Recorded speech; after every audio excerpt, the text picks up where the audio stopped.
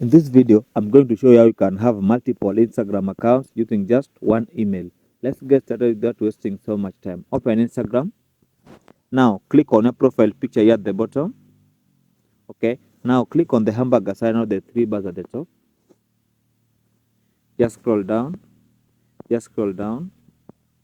Continue scrolling down until you see this place for professionals. Click on it. Now click on switch to professional account.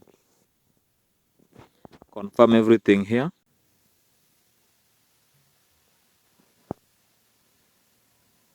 Click continue.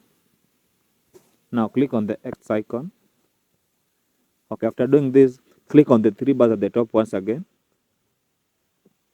Now scroll down and click on Creator Tools and Controls. Scroll down and click Add New Professional Account. Click Continue.